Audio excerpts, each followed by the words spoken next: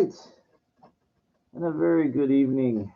And everybody out there, WWJ Warrior Jr. is here, the one, the only, the I would, see, I don't boast about myself. I don't call myself the like illustrious one or something, because most of these people like Alexander the Great, then they're gone. They're not so great. So you don't want to like boast too much.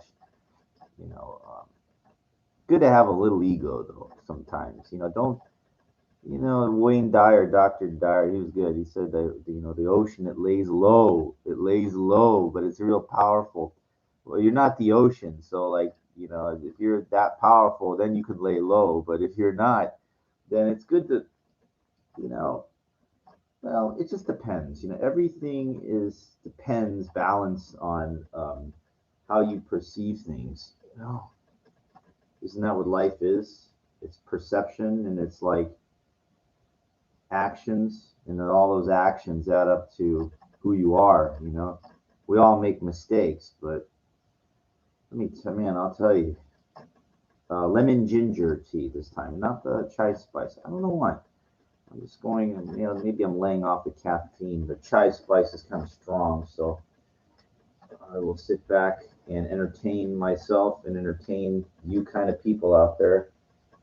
You kind of people. I knew this guy passed away, Marvin, this really good curmudgeon guy.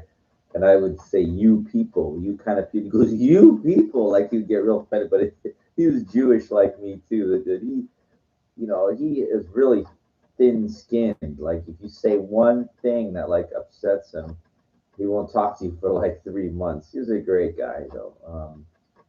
God rest his soul. He was very surprised to learn of his passing a couple months, maybe it's been 4 or 5 months already, but he's uh he's like a fixture. You ever seen one of those guys that like stands out there early in the morning outside, the apartment building, and everybody knows who he is, and you know, most people like him, but sometimes he could be kind of a curmudgeon kind of guy. He was like a fixture. He knew every cop, every deputy in West Hollywood. He knew every one.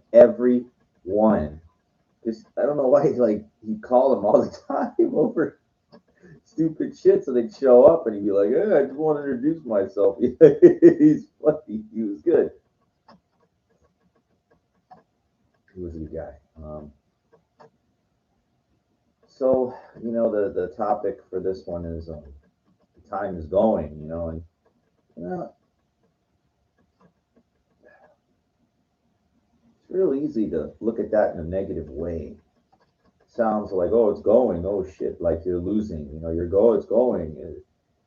Instead of really embracing your time, like which is an optimistic, can be looked at optimistically.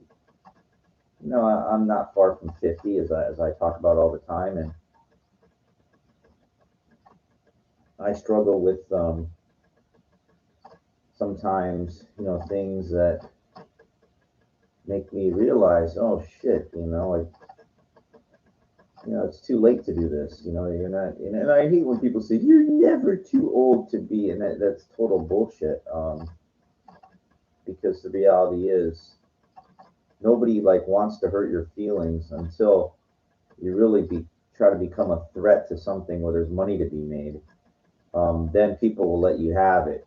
Believe me, the reality will smack you really hard. I had a passion, for dancing in many, many, many years, as a freestyle soloist. Uh, and you know, I saw like I was going to the library today. I want to print out some stuff. I started my doctoral work today. I'm back. I'm in a new school right now, and you know, part of me is like saying to myself, is this fucking thing worth it? Like, is it? And everybody, oh yeah, get a doctorate degree, get a doctorate degree, and this we're doing introductions, and the professor's asking me, So what are you going to do after you get your degree? What are you going to do after you get? And again, I've had people ask me this, and it's such a, it's go get it first. Like how long. I mean, and I just don't want to like engage these people because I mean a professor understands how long the work involved to get it, but this other person I know this woman for a long time, and she's just like an aloof. What are you gonna do after? What are you gonna do after? It's like I'm gonna fucking die. Like that's what I'm gonna do after everything. But no. I'm just a lot of these people do not understand the difficulties in just getting to point A. I mean, it's like, so you're gonna teach after you get it? Are you gonna go after? When are you gonna get it? You're gonna work when you get it? No. Like it's a personal accomplishment. It's a personal accomplishment. I remember, like, I went back to school when I got older, and I remember I just wanted my associate's degree, and I was like 35. I got it really quick, because I had all those credits, units added up. So, I got it within like 8 months, and maybe less. It was really easy. Um, I remember like the LA Community College District at the time in '08, they had 3 summer sessions. So it was really, I've talked about this before, but it wasn't to get a job. It wasn't this linear mindset that many people have of this get a degree to get out there and get a job kind of thing. Um, no, I just don't prescribe to this rudimentary, normal way of thinking. Like that most people prescribe to. I just don't think this way. You know, especially as I've gotten older. And I remember like what it took for me to God, where I went through to get my bachelor degree, but I will admit a lot of the bachelor degree, the 6 year endeavor, it was really for me just to. Oh, sorry, we're used to that already.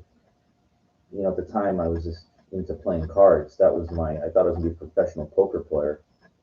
So, I'd take my refund checks and I would just go to the casino, and some of these refund checks were very substantial. They're like $8,000, 5 grand, 7 grand, up to like 10,000. It was a lot. So, you know, I gamble it all away. So, what does that show you? It's like, well, apparently you're not a very good poker player if you're losing all your money. Well, when you're more like a compulsive person, then it's like it's just you're gonna keep playing until you lose, kind of thing. I guess. I mean, I don't know. I didn't have a real set way of money management and discipline and being able to take these losses. I could play till I'm pretty much broke. I couldn't get out. I couldn't quit because I thought I could come back when I was down. When I'm up, I thought I could win more. I played till I was like tired. I don't know.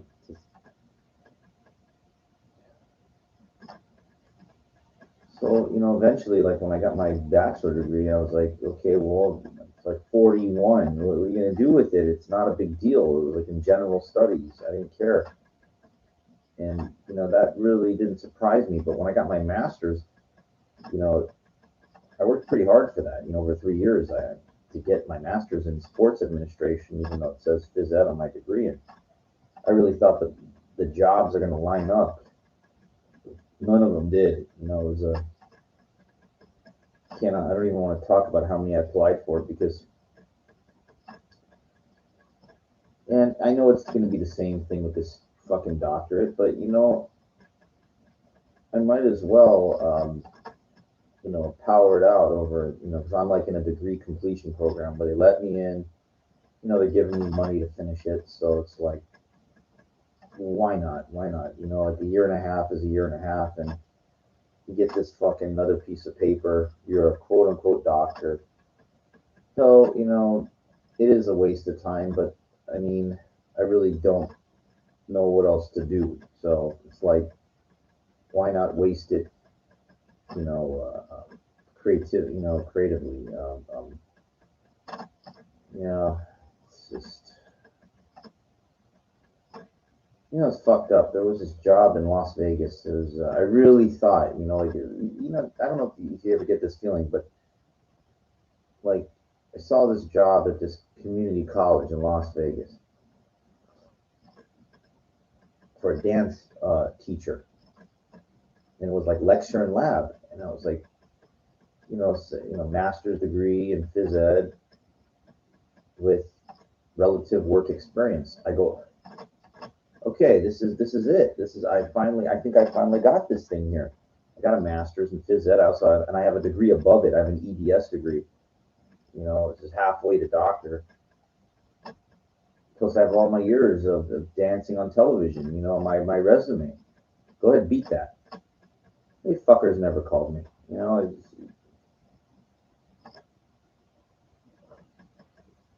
That was like a year ago.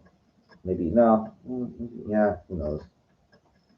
Did you follow up with them? Yeah, follow up with it. Nothing to follow up. We don't call you. No.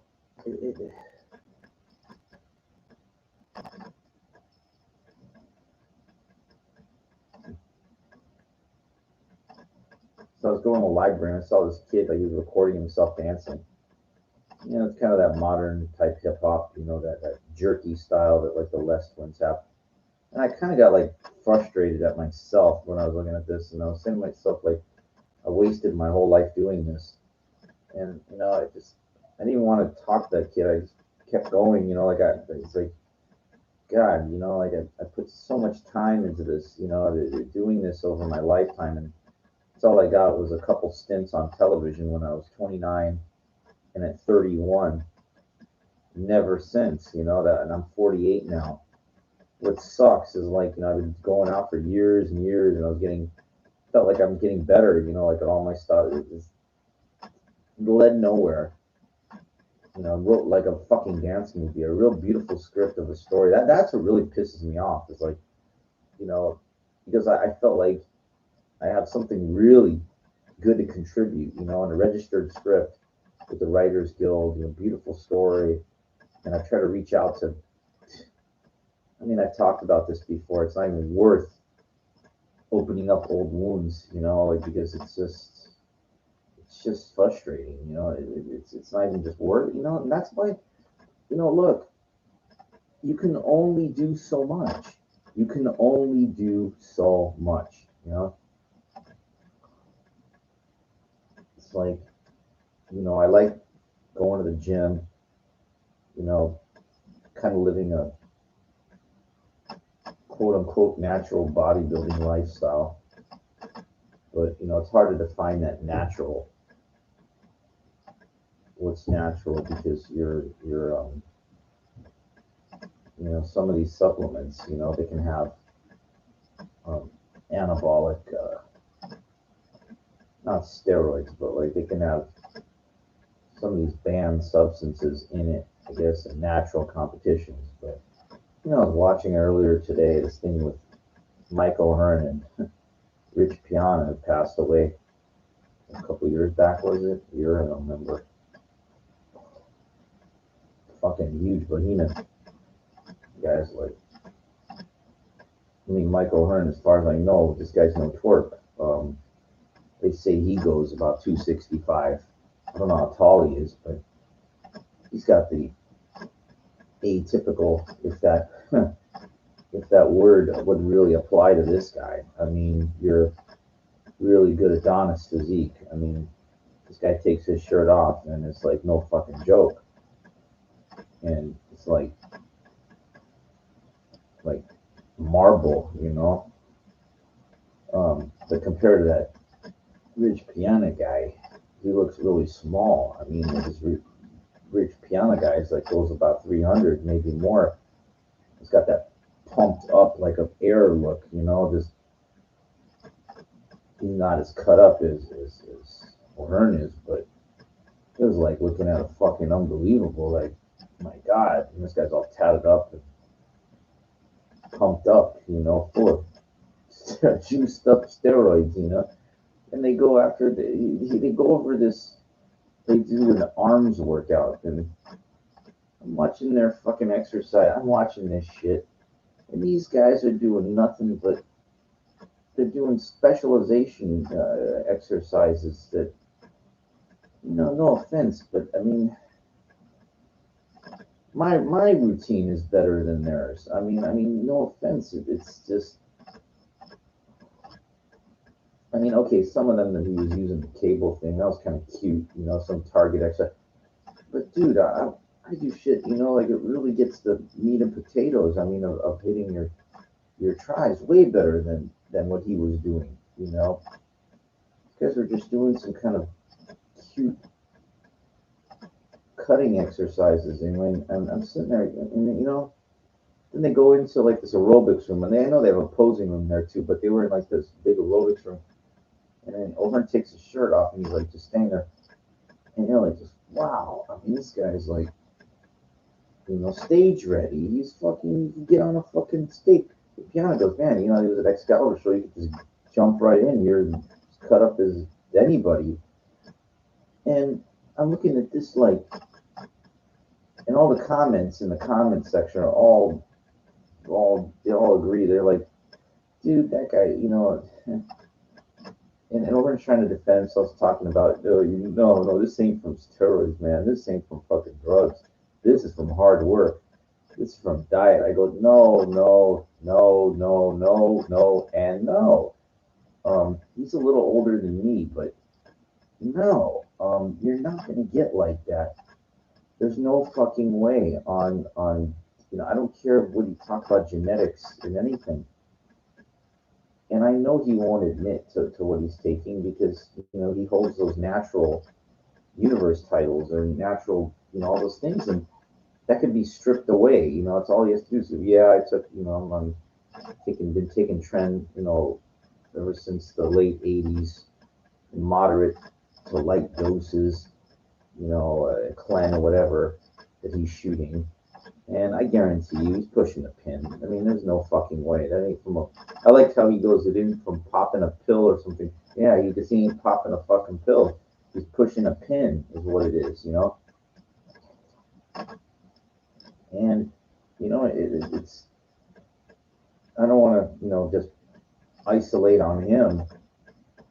But, the thing is, I grew up like, being a huge wrestling fan, like, and I watched like, Big Papa Pump, these guys, and you're like, man, that guy, when he came out in WWE, it was fuck, and I was like, wow, maybe I'll work out hard, I'll work out like, put my whole life into it, I'm gonna get big, like him, and like that guy, I could be like that because that's all I have to do is I could train my ass off, like in the gym and eat big and take good supplements, I'll be big like him. No, no, no, no, no, and no. And the reason is because what you have to understand is, I mean, is it all drugs? Yeah, pretty much. But you have to understand when you say that it is, but it isn't. Like, see, you really have to. You can't like sum everything up in like one sentence. You have to like get into it and understand, like exactly what is and why is what it is. Like I know it doesn't sound right, but like okay, let's go with Scott Steiner for example. That's really important, and I hate putting well maybe I don't give a shit putting people on the spot, but it's really important because these are guys that like I go wow, like it's so in a way it's like I'm honoring them. I'm giving them the honorable mention when I talk about those names. Whatever I drop names, it's important because they're like iconic, to fitness and bodybuilding. So why not, like you know, give them the respect by telling them, talking about. So anyway, what I want to say about Scott Steiner is that, look, this guy was had a was big to begin with. Like we're talking about, when he was with the Steiner brothers, the late '80s or whatever, the thing. And so you have to understand the guy was going probably about 240, 230 to whatever, 235, maybe more. And so already with that foundation, like in a long, long time ago.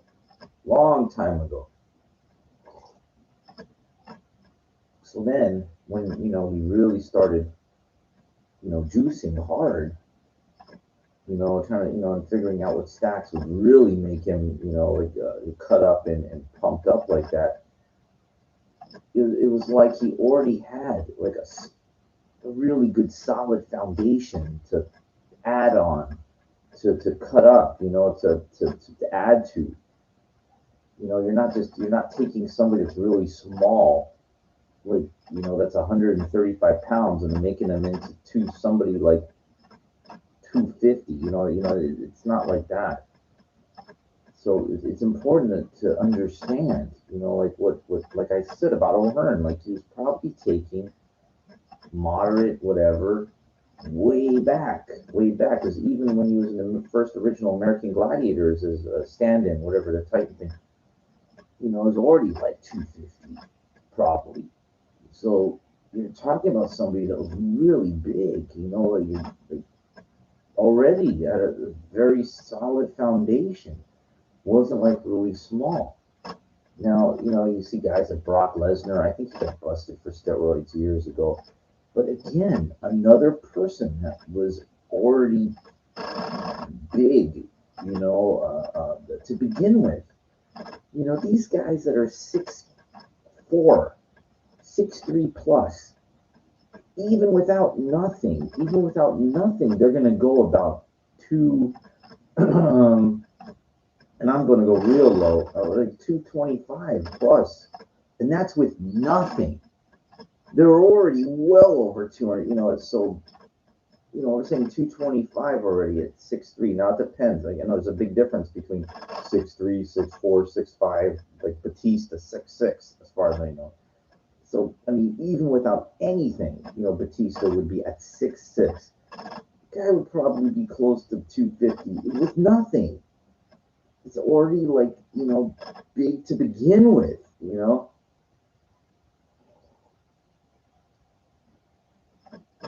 It's 6'6" is still 6'6", without, Lex Luger. I listened to an interview with him. He's in a wheelchair now. And he was like, God bless him. The way he talks.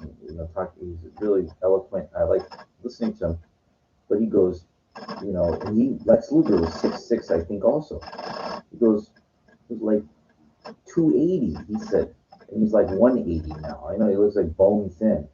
I kind of, but he's like, if he's 6'6", I guess at 180, that would be really, if he's that. But the point is that, these guys have like a really good base to build on. Now, of course, not for like a bodybuilding stage, because usually with tall people, like, their legs are going to be like relatively thin, because of the tremendous height. It's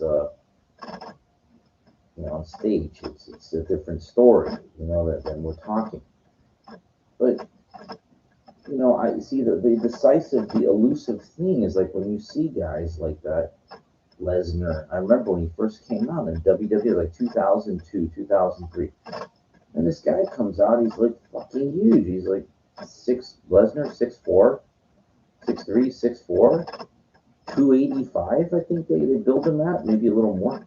And it was like just fucking, not super cut up or anything, but like just this brick house, this tank, like this fucking, this bull, like I could tell this guy is extremely strong. I can, first time I saw this guy, oh my God, and I knew he was on stuff, definitely.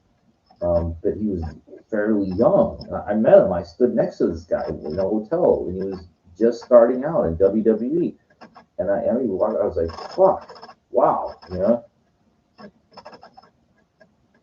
So it's not the weight per se. Where I mean, I met this one guy one time at my market, and this guy was pretty put together. Also, he goes, "I haven't seen the inside of a gym in years." He goes, and I knew it's not because he's working out at home; it's what he's taking.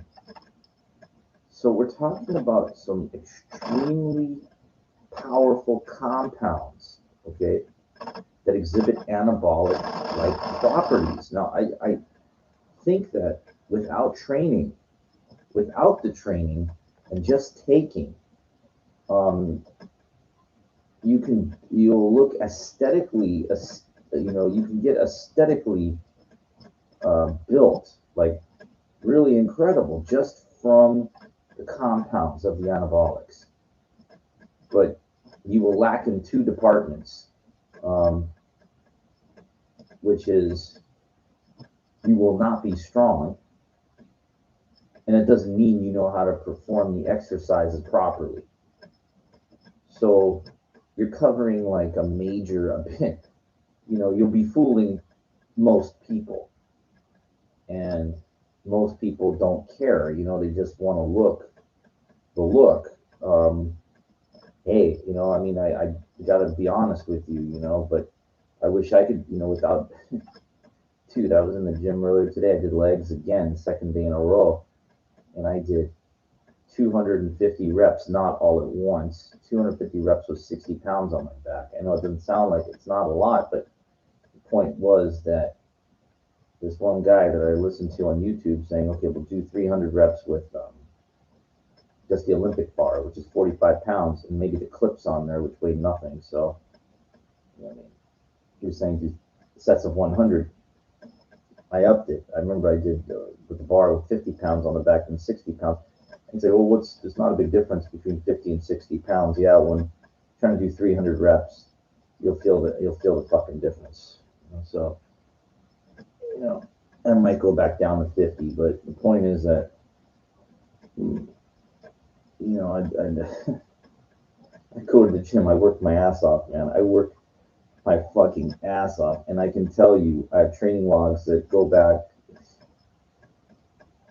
a long, long way, and I'm nowhere in the same galaxy as Michael Hearn, Big Papa Pump, Scott Steiner, whoever, the fucking Lesnar, Benoit, nowhere near any of those guys, the big dudes. And that's because they are taking the shit. I mean, I can guarantee you, Stone Cold, I mean, he was, the guy that probably doesn't know, he know nothing of working out of nothing. I'm just making, I mean, I don't have to, because I know, I can look at somebody and I can tell you, but he was definitely taking, definitely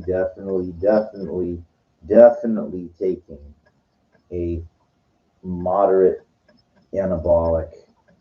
Um, that's why I remember, like at WrestleMania 20, I shook his arm, he put his hand out, his arm fucking, they were jacked, and that's not from fucking lifting. It's an anabolic. It's a combination. It could be either taking, who knows, maybe Anadrol 50, Stanozol tab, a fucking Anavar, maybe pushing a pin with something in there, like test growth, whatever. That's what it is. That's what it fucking is. And it's like, it's just kind of like that's fucked up that you see this and you're like, wow, I wish I could be like, and you cannot be like without doing what these people do. There's no fucking way. Um, I mean, there are some people that have incredible genetic predisposition. This guy named Big Craig, this black guy, and he said even without taking, I'm trying to think how Big Craig was 6'3". He would go about 250. He told me, like, even without taking nothing. but with taking everything up to 300. So that's the difference. That's the difference, like, and it's an immense difference between 250 and 300. I mean, that's it's a lot. Like with me and all my knowledge and everything, if I no lifting, I'm like I go down to like 150, maybe a little more now because you get older, you can retain a little bit more, but a little bit, nothing, no incredible. And then with the work that I'll, when I'm really going, like now, I'll go up to 175, and the highest I ever hit was like, I know I hit on digital scales. I've hit 188 before, 189. I count those over like one of those machines that you stand on that you make one little move, the weight goes down. Like it's like a cheap scale. So I stood on one scale one time where I moved one thing, went up to 200. I was like, whoa, up 200. Yeah, no, dude, 200 pounds. I'm like 5'9", somewhere in that range. A solid 200 pounds is fucking, for me, is really dense. Like it's pretty fucking it's, hard as fuck to get to that. I'm one of those guys. I stopped working out. I just go back down real fast. To like the mid 150s. That's it. I don't. I'm not. I have a naturally thin and a super fast like metabolism. If I'm not eating all the time, not training hard, it goes away like this with me, like the Frank Zane kind of thing. I don't. I'm like that. But I am nowhere near.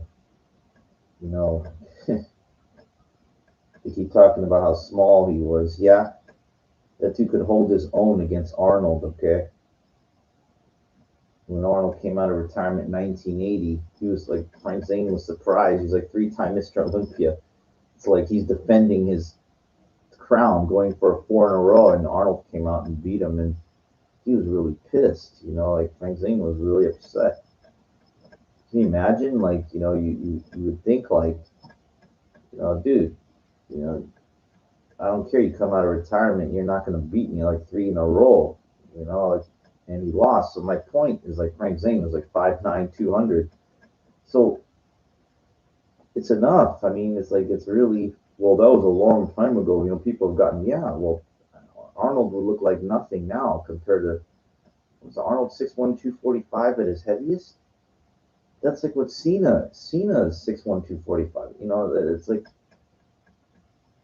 it's it's amazing. Like now Cena in person is unfathomable. Like his hands, it's like so I've talked about this before. So, you meet these guys in person. It's a now the cruiserweights. All these guys that were back in the day WWE. I stood next to Jamie Noble, and I was bigger than him. Stood even like Fit Finley did not impress me very much as far as size, but the big boys, as I mentioned, Lesnar, Batista, uh, Stone Cold. I have a picture with me and Jericho and I, where I was bigger than him. I was standing back in '06. I was wearing one of his shirts.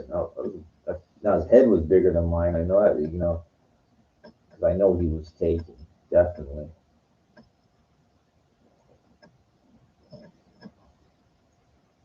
Yeah, I'm not, it's like, I'm not judging these guys, like, it's just, that business, that's what it is, that's,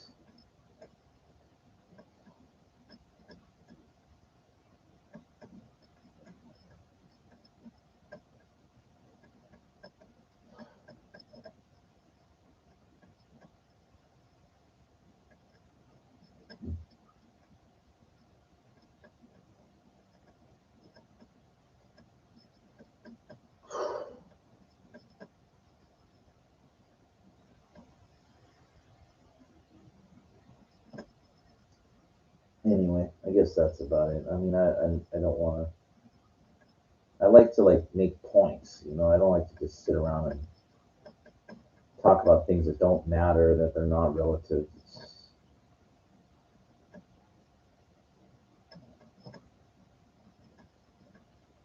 I did hear this audio book that was really good.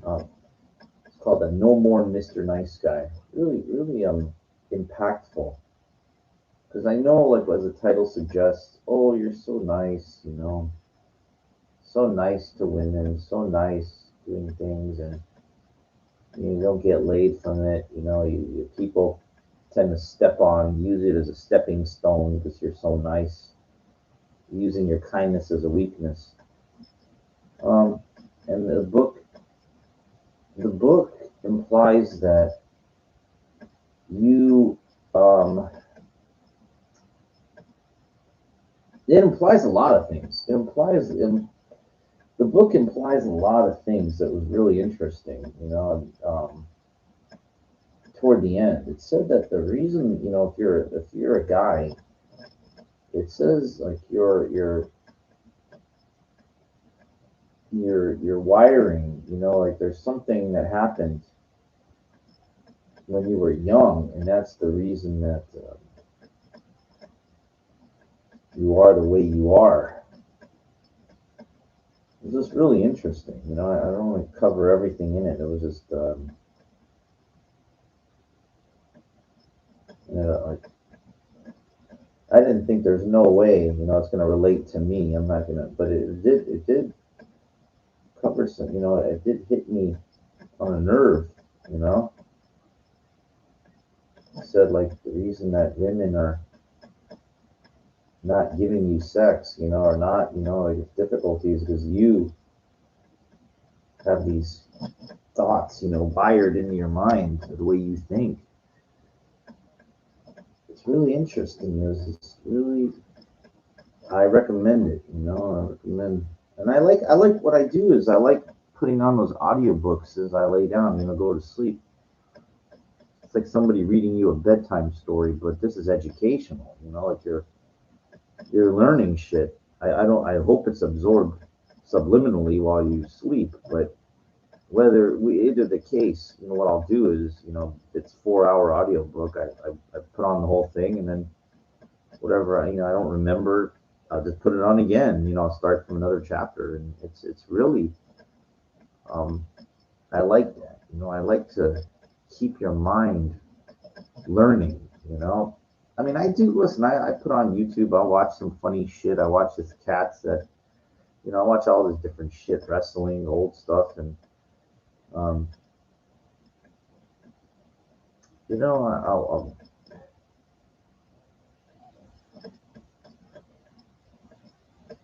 nothing wrong with some entertainment, whatever. But it's important to kind of learn stuff. I mean, I hate to say this, but I don't go to school to learn anything. I'm doing it as a personal accomplishment, just to get the degree, to get some extra money. I mean, hey, if you can figure out a way to have things work toward your advantage, then by all means, if it's legit, do it. I mean, it's hard enough as it is, to get any opportunity. And I blame the system for that. I blame the capitalist system for lack of opportunity. It's a fucked up thing. Like my mom calls me up and tonight on the phone, leaves a message. Hey, I haven't heard from you in a while. It's your mother, and I go, listen. I don't know. I can tell her, but I'm not a family person. When somebody's not there for you your whole life, then you don't just show up in somebody's life now and say trying to help you. Don't help me.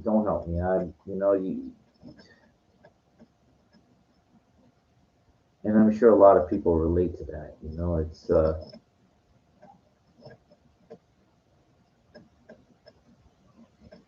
you gotta find your own way, and don't these people that show up years and years and years later. That I don't need your and I don't want you to know how I'm fine. Good luck to you. Just just hate that, you know.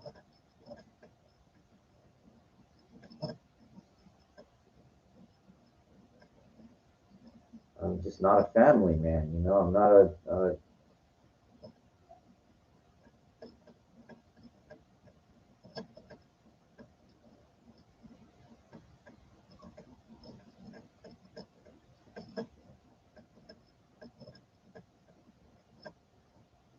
hmm,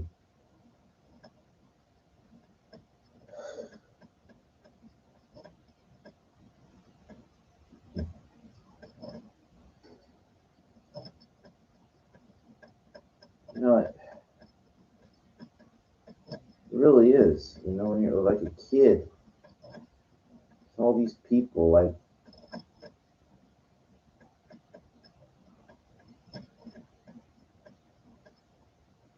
I'm just lucky I was able to figure out some things on my own. That's all I can say. You know, I mean,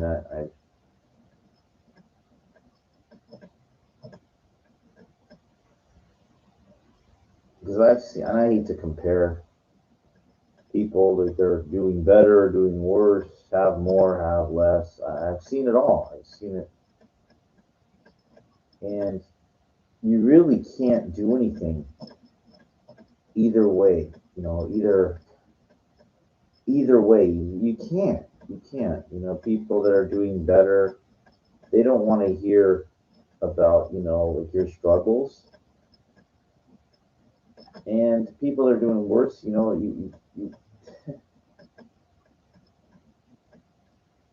I mean, it's like I could just offer some advice, on how I kind of, there's this chick that I've seen. There's a couple of them. They're well, how do you go to school? How do you go to school? You can't get on a fucking computer and apply. Like, you're asking me. Like, I mean, if you don't have the ability to be able to do certain, then some things are just beyond your. You have to admit they're just beyond your realm of doability. Like, it's not your thing. And I hate that when they tell you when you're a kid you could be whatever you want to be, and I give you like this. Well, I guess when you're a kid, the you don't have. I mean, I guess you have some factors, but it's like it's true, but it's not. Like, if you're 5'2", you're not going to be in the NBA. I mean, was it Muggsy Bogues? One guy, okay, or was it Detlef Shrimp or whatever?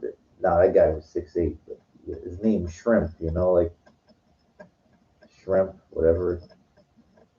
That would have been funny if the guy is like that Detlef Shrimp, if he's like 5'1", he makes the NBA. They give the ball to the Shrimp. But anyway, look, I saw, there was a documentary on LeBron James. It's called More Than a Game. And when he's playing at St. Vincent St. Mary, one of his teammates, dad was the coach, and the kid, Little Drew, or whatever his name was. The guy's like real small, like, and he's playing at high school. He's really good, but he ain't going to the fucking NBA. I think he played some pro overseas or something a little bit. That's it. They give you this because of course they're going to promote those people, the rare that make it, because it's fucking rare. It's not going to happen. It's like every black kid in the world thinks they're going to be in the professional football or basketball. I mean, I know that's a stereotype, but you know what I mean. You know what I mean. It's the odds, man. And that's what it is. That's what it is. You know,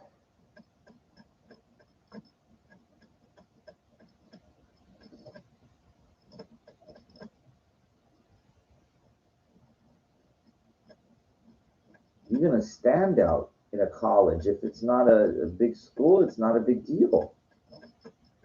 My friend tells me that my friend that played for St. V, his brother played at like some school. He's a standout. It's a Division III school or something. You know, he didn't make it to the NBA or no, no,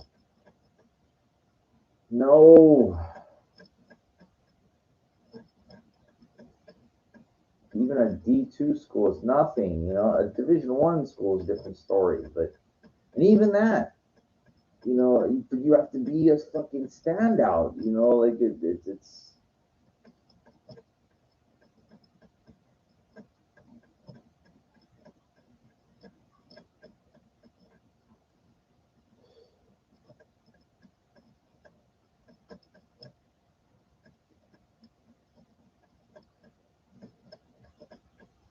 Anyway, you know, it just seems like as you get older, you know, you have to.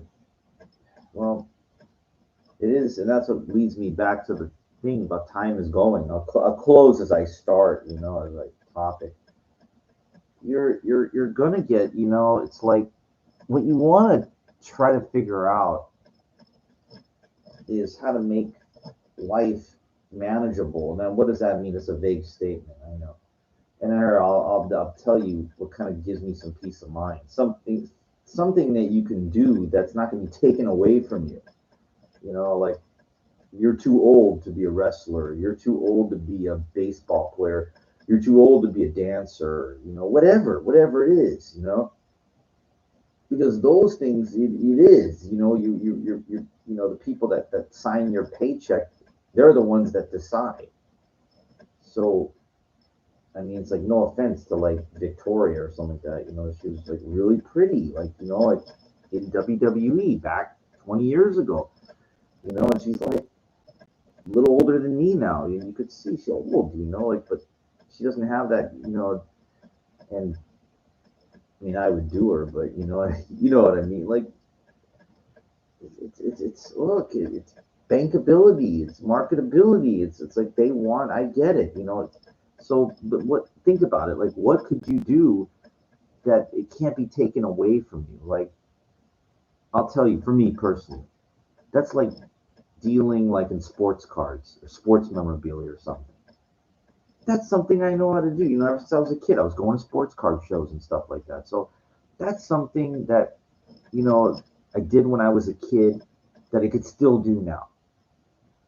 You know, that's kind of something that you know you can use your lifelong knowledge and you know have it as a side business, you know, on eBay or whatever, you know, I'm trying to figure out a way I could do it on my own without, you know, cutting them out and then being able to buy and sell without, you know, make it easy. I haven't been able to figure it out yet. It's not that simple, but you know, all these other things that are beyond your control, you're kind of setting yourself up for a real disappointment, you know, like because it's out of your hands, you know, like you know, I guess the going to school and getting these advanced degrees, the you know, if they're a personal accomplishment, great. But let me tell you something that feeling of excitement like when you graduate, that goes away very quickly. Within a couple of weeks, you're like, okay, now what? You go from being like a somebody that's earned a master's degree to somebody that doesn't have a job. You know, it's not a big deal. And you know, it's and again, you know, so you get the degree, and then you're not getting hired. So that's something beyond your control. The people that do the hiring, you're not it's beyond your control. So if you're going to school to get the degree with the intention of getting a job, you're kind of setting yourself up for a disappointment. You know, like that's something that's you know.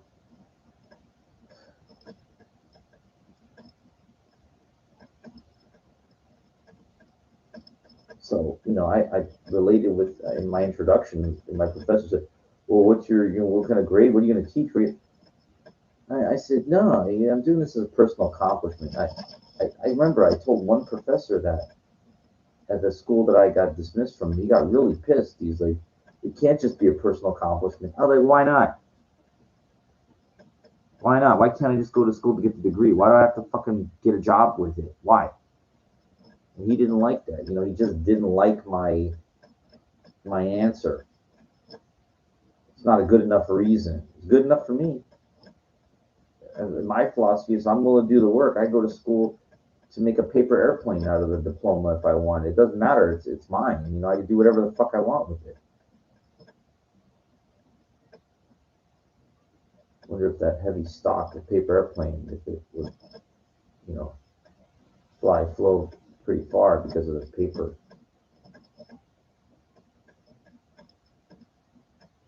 You know, I got like in my living room, leaned up against my wall. I have 3 of my degrees framed, you know, and they're leaned up against the wall. I don't want to hang them up because, you know, in California, the earthquakes, that's all you need, and broken glass everywhere. You know, why do you want that?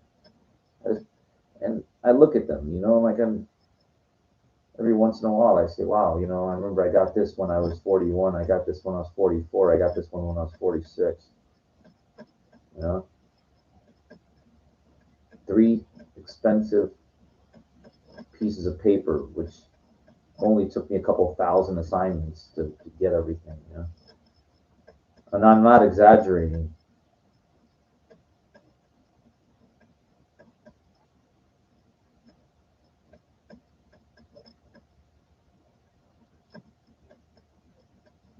Like 15 years of going to school. Say for nothing? Well, I did other things too, you know. But you see, I didn't know what the fuck else to do, you know. I thought I was going to be a professional card player. And then at a year ago, you know, I thought that, you know, I had a system that I could beat this game. And it just, you know, it fell apart very quickly. It was running for about a week. Everything was going fine. And then, whammo, one morning I went there and like an extreme situation happened. The seats weren't open and I went on a losing streak and I just couldn't stop. I paid for a lot of action. I just got killed real fast at 10 grand, bam, you know.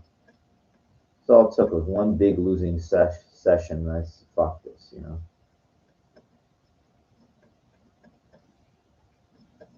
And that's the problem. Like when you're gambling, you know, you're in a different reality, different thing. And I just don't like the pressure of it. You know, I did it for so long, and it never just got me anywhere. You know, like it's.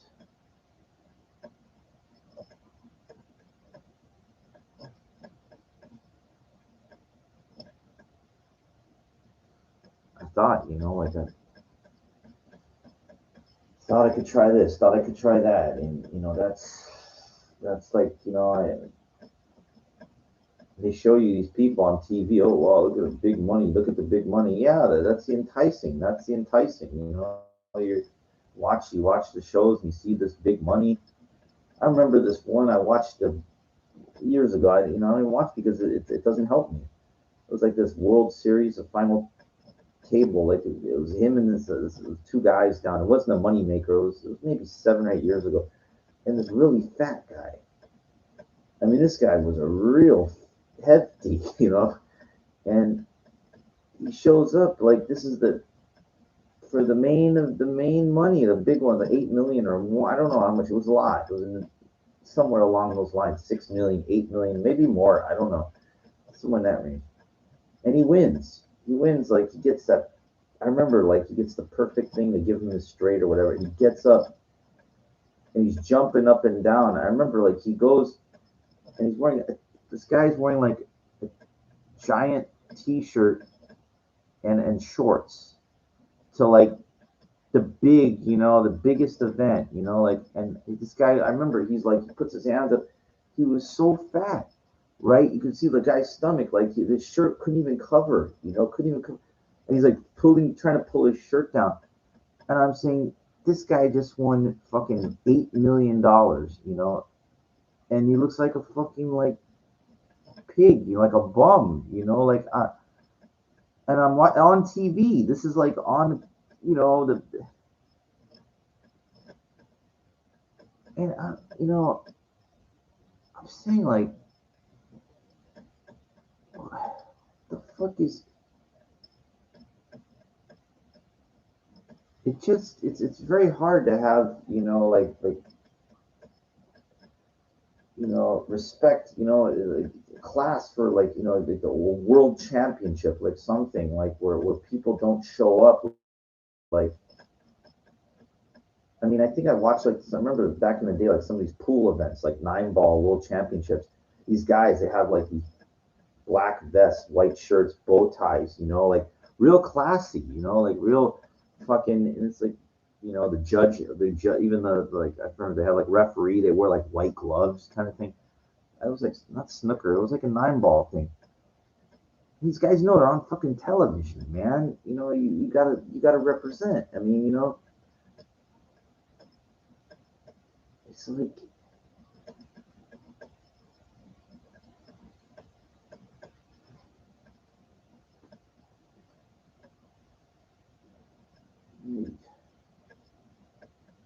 I guarantee you that guy that won that World Series thing in poker, whatever, probably sold, like, percentages out. All those guys, minus the taxes, minus everything. I wonder how much he puts in his pocket, really. His buddies, everybody's your fucking friend. You win that kind of money, holy shit, You hear from people like you would never even knew that we even were alive.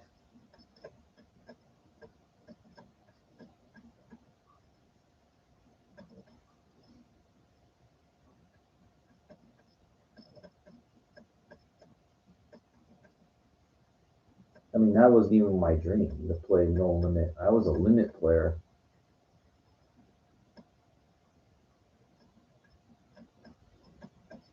Boy, I'll tell you, like, I would play, like, man, I would take some hellacious beatings, hellacious. I remember, like, one time I went there with like $1,000 and I got wiped out within a couple hours. I was playing 30-60 or maybe 60-120 or something. Like, I had the balls to press. I didn't go there with $1,000 playing $4, $8. Like, I would go, I'd play 60-120, like 40-80, whatever, more. It's all it takes is a couple bad hands, like, you get killed in those games. You lose with your trips or your two pair, high two pair, whatever. Somebody calls you, and they're the last card to go. And it changes the whole dynamic. Oh my god, I don't even like see. It makes you sick even thinking about it. It's. And then I played for pennies too. I did the $4, $8, 6 ball. I've done it all, man, for a long, long, long time. Tournaments, I was waiting. I was like, oh, let me try.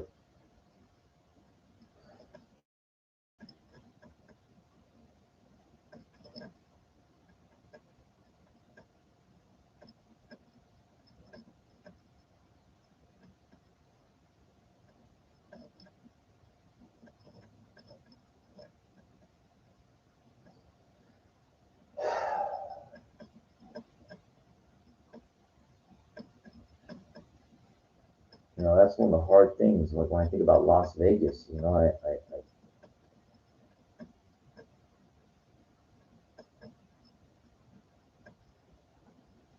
sit there and I say, well, you know, what are you going to do there if you move there? Like, what do you? It's like, I stopped drinking just about 3 years ago. And, again, I haven't been in the casino in, well, here anyway, about 8 months. Like, well, there they have lounges, dancing,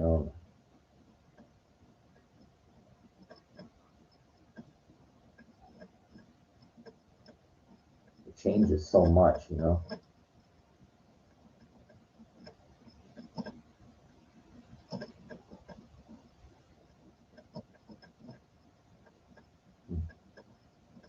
it's LA. It's a fucking. It's like their nightlife in LA is on life support, really. It really is. Go out on a Saturday night in LA on a sunset. Go see how dead it is up there. Hollywood might be a little better, but I mean, it fucking really sucks. Okay, it just really sucks, you know. And like what happens is you get older and you want to keep that young spirit inside, go out there and have fun and everything like that. But you got a generation that's half your age, and the music reflects it somehow. Like I saw a bumper sticker or a sticker that was really cool. It said, "It's not that I'm old. It's like it's your music that sucks," and it's so true. It's so fucking true. Like I grew up like with hip hop, the '90s, whatever. I have an open mind to stuff, but it's like God, this music today is like most of it. It's real garbage. It's like just a bunch of Schwarzes yelling in a microphone. The music, the beats don't flow to be able to dance. It's not. That's why this jerky type dancing, because it's sloppy. It's nothing like anything. Now, I'm not saying it's got to be like the '80s. It's got to be, but no, it's just garbage. And then you got all these high end places. You got to be on the guest list to get in. Bottle service nonsense. Whatever happened to where like you could just go to a place if you weren't. It says no baggy jeans. I remember like Dublin's. You go in there. All gone, man. So you got to go out to like Pasadena or something to get in a nightclub or something. And then I go ahead and I go to these older nightclubs. The hotels in Orange County, and it's like these people. They're really old, and they're not looking to meet. They all know. They all know each other. They all go. They're not meeting anybody. You're not. I look for that diamond in the rough, and I keep looking, and it's not there. Or you think it's there, and then when you try, and it's this one chick, I never saw her again. Showed up there, a little too old anyway, but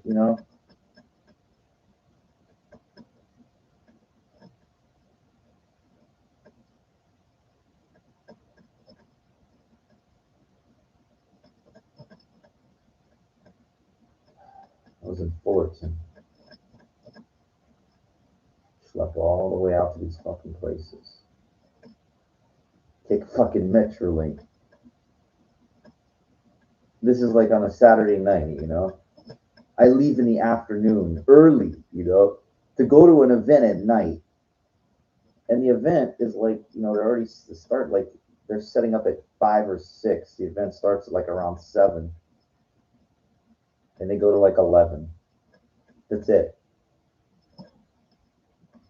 Rarely, sometimes they'll let it carry over to closer to midnight, but mostly it's like 11. It's these old people, they're gone or they're out. 11 o'clock, they're done. And I mean they're done. It's like, and I sit there and I say to myself like, God, damned if you do, the young generation, and then damned if you don't, the old. So you ain't here and you ain't there, and it's like, I'll tell you, man.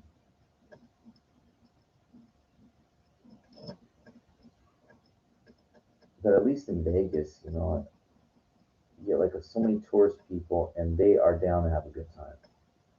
That is the consensus. I mean, that is just the bottom. That's the bottom line. At least you know that. You know that.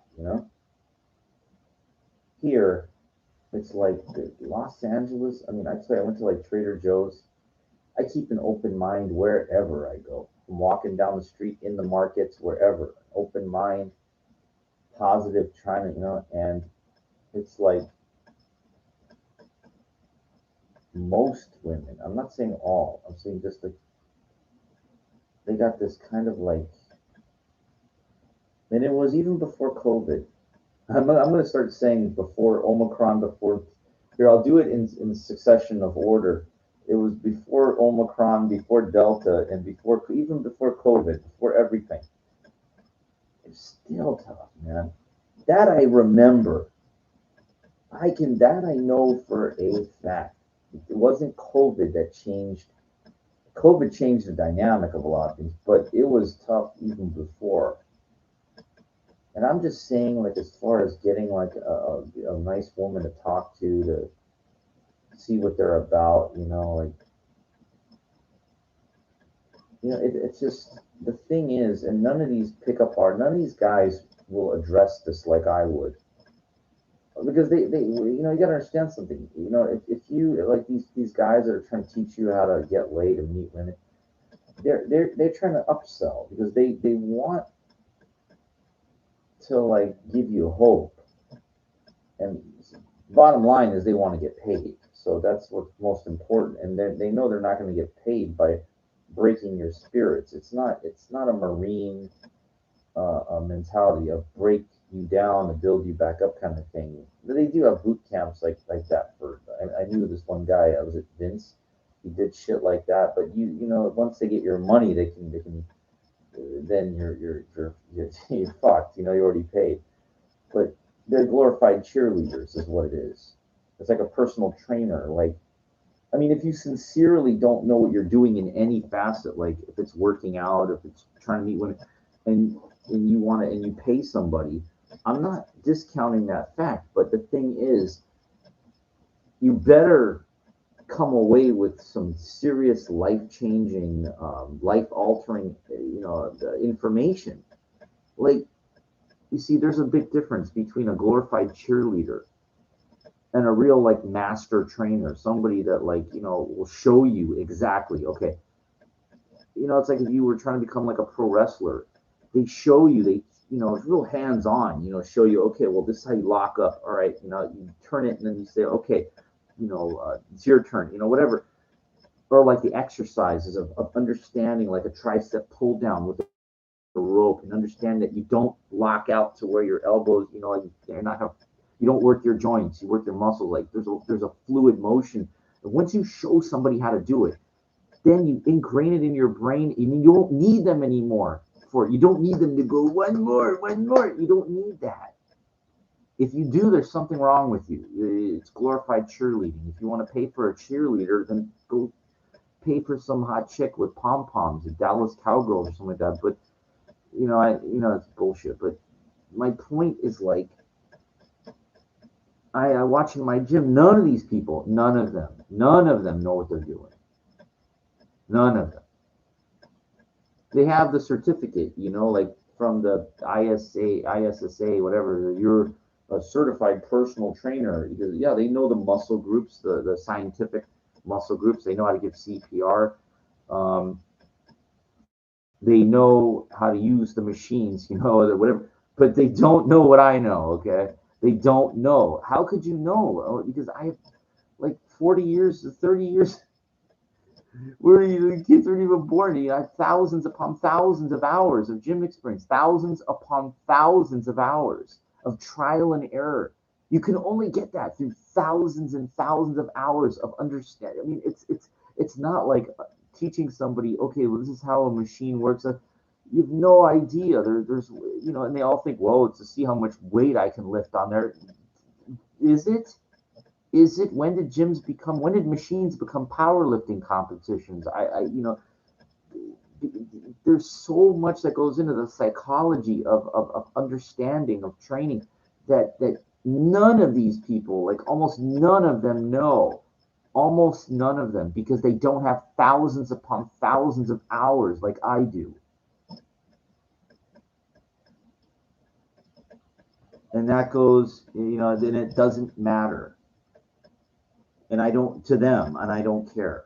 It only matters to me because I have the, now listen, I'm not Mr. Perfect. I don't know everything of everything of everything, but I know a damn lot more than anybody that goes into most of these places. Because, I immersed myself in this. Look, I talked to Mr. Olympias privately. I wanted to understand, like I meant, every field, whatever it is I got into, I wanted to understand what separated me from everybody else. I wanted to understand what makes these people tick. What do they fucking do? Like the real, and most people they just don't dig that deep, like I did.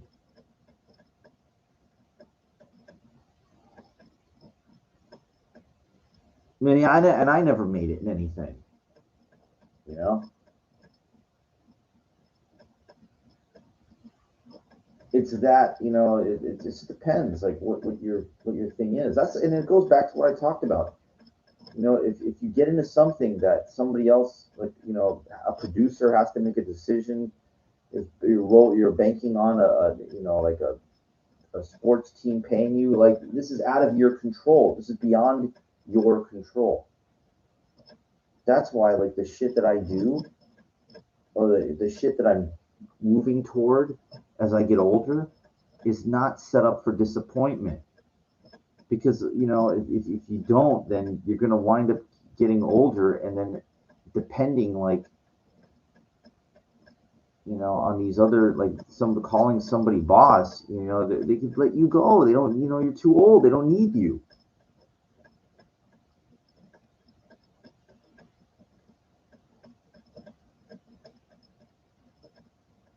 I mean, it's like an old porn star, I guess. I mean, again, and old, what I mean old is like 35. Well, there's women that hold together at that age and stuff, but it's the young, like that's what people want to see in everything. Like when Britney Spears was young, it's like, fresh, beautiful, like that's what's bankable, that's what's marketable. And some of those women, they have iconic legacies like her, whatever, but they don't want to see some old, that it doesn't, it's not, it's like sexual, subliminal marketing. Like, beautiful is like, you know, guys want to see like a young, beautiful woman shake her ass. And old is, it's not attractive. They know, the only people that can do that. It's like a rare of rares, like J Lo or something like that, because you know, some of the Latino women they age very gracefully, like and she takes care of herself. She got a lot of money, so it's like a rare exception. There's no other 50-year-old woman like that that's can do that. There's none. There's none. There's like a couple. It's just their bodies are not, it's not designed to the fruit. The fruit is past ripe. I mean, I'm trying to be nice. I'm trying to be nice about it and say, but it's like, I already talked about this a couple of episodes before, you know, and it just, that's the way it is. It's the way it is. Like Britney Spears, like she's like 40 years old or something when she was like 18 or into her 20s. It's like, all right, but it's done. It's long gone. In the early mid 30s. And then they have a kid. It's no, no, no. They made their money. All these people I mentioned, though, all of them that I mentioned, Scott Steiner, Brock Lesnar, Britney Spears, whatever, they all made their money. They all made their fucking money. And I know that they know. They're smart. They got managers that said, hey, look, your time of your thing, it's over. It's hit its peak of sunset. Like, you'll be able to, maybe make a little bit here and there, but the bulk of your money has been made. Like, now it's time to take what you have, solidify and invest in solid things. You'll be fine. You're not going to be sleeping underneath a freeway. overpass, and you've got like really smart account managers, for these people, like they know, and then if they get any kind of decent bonus work on top of it, that's great. But they knew to make their money while they could,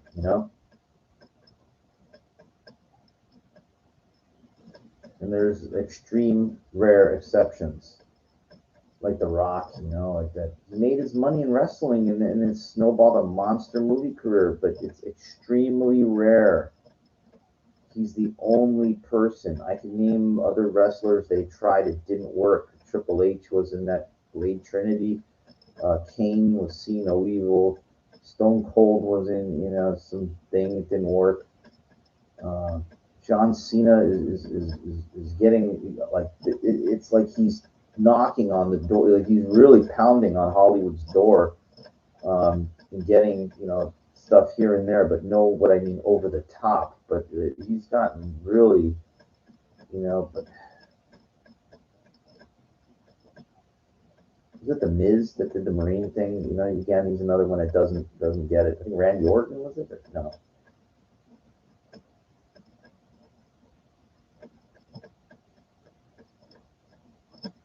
I'm sorry, that was Ted DiBiase Jr.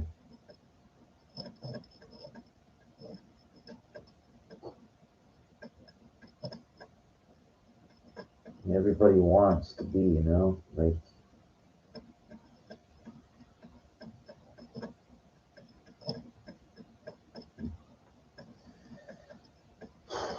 nothing wrong with dreaming, but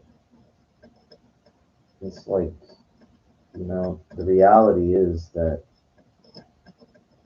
my best advice, like if I could give my overall best advice, is what I said about sports cards. Now I'm not saying you should get into sports cards and that should be it, but think think think back to something that that you're knowledgeable about, that could be like a business hobby that does not depend upon an employer.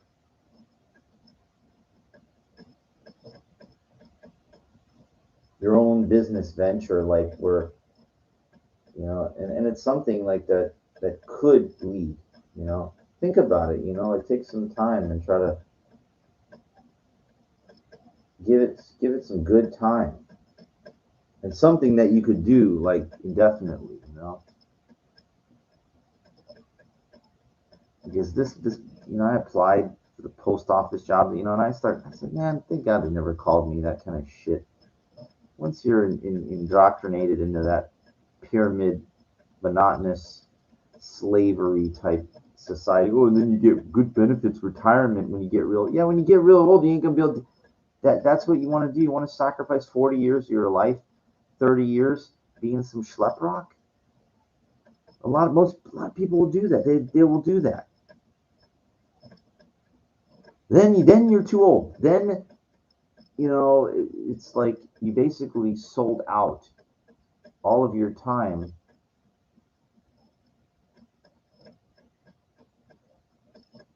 What good is the money when you can't enjoy it? Like if you're too old. It's like my friend Chris. He knows this guy in from Brooklyn, New York. I'll close out with this story. And he's a bus driver. He was a bus driver for like 30, 40 years. Can't walk anymore.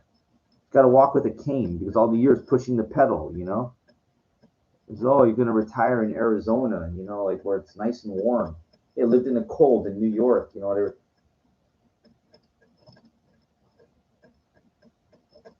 And my friend Chris thinks he's going to like roll off of him. Like he's going to get, oh, we're going to start a side business together. Guy can't even walk. He's old already. He's going to get his retirement. He's done. My friend Chris, he's a good guy and everything like that. But you know what? He's like a hustler, running around for a couple of dollars here and there. Like he doesn't get it. Like he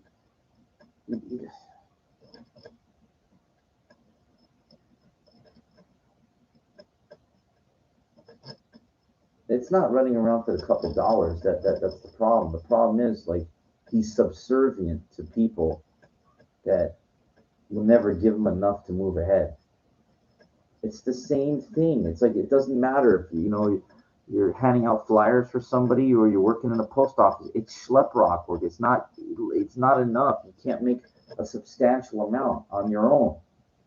I mean, if you own your own construction company or something like that, that's a different story. Like if you're waiting, for something substantial. But you gotta be your own boss. You gotta be your own boss. Period. Or you have to partner with somebody. That's it. That's the only way. That's the only fucking way. Because if you're calling somebody else boss, that means you're getting crumbs. They're taking all the money. I mean, it's not complicated. It's not complicated. It's like I'd rather have half a steak than to have like the crumbs, crumbs of nothing. While the boss has the full steak, I'll take half the steak. I've been around too long. Like I learned this the hard way. Hard work is not appreciated if you're a schlep rock. If you're working for something, it's not appreciated because you're nothing special. You're just expendable. There's this guy that I don't know him, but he worked at this bar. My friend told me about him. 34 years, 32 or 34 years at the bar, 34 years. And the owner, the busiest day was like Sunday where he makes his money. And they said they don't want him working on Sunday. And he's like, what? Yeah, because the owner's like nephew now is like 24 and he needs a job. So now he's working at that bar on that day. The guy with the 34 years, he's out. Works 34 years, they don't care.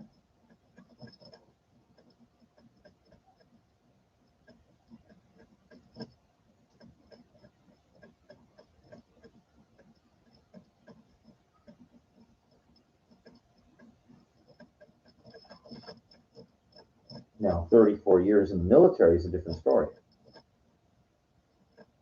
34 years in the post office or some government job is a different story. But 34 years of doing schlep rock work, I'm not saying that other stuff's not schlep rock work either. But being somebody's bitch for 34 years, that's not even better, it's the worst. What my friend does. He hands out flyers. He's somebody's bitch. He just doesn't get it. He just doesn't get it. I'd rather do nothing. I won't. Like I just won't lower myself because it's not like swallowing your pride. It really is surrendering to the fact that you can't figure it out on your own. Like it really is.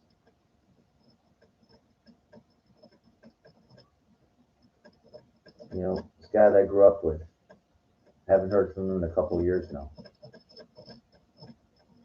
And that's what he was. He worked his ass off. This owner of this organic coffee place. I grew up with this fucker, Not with him and the other guy too. Fucking asshole. Guy's so fucking rich. I'm gonna break off my friend 5% of the business. We'll give a fucking nothing. He'll rot in hell for that. He definitely will.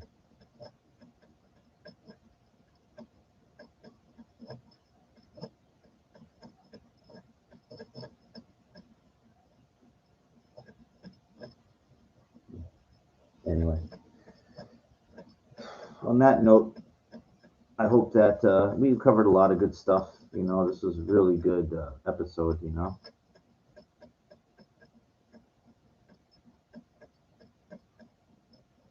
If you're young, I get it.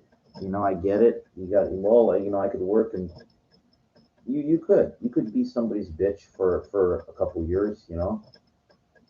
If you have a bigger plan. But remember the episode. What this is called. Time is going.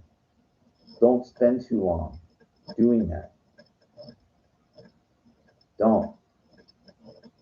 Because you don't want to wake up like if you're 24 working like at a market or Target or something, and then Now you're 40 and you're still there. I got news for you. You're done. You're not gonna. You're not gonna. You're.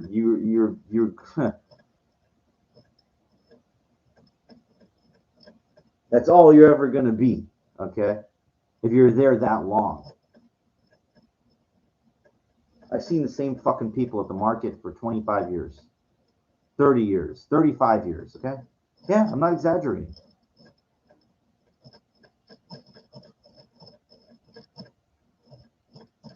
They got nothing because they're on the hamster wheel.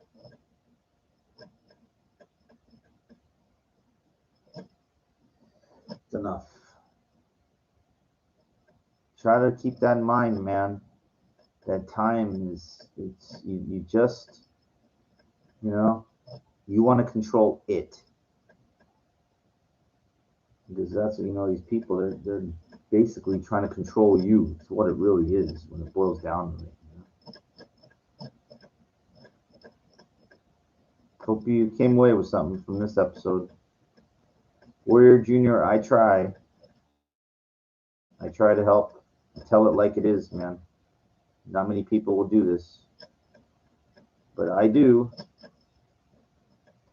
Warrior Junior tells it like it is.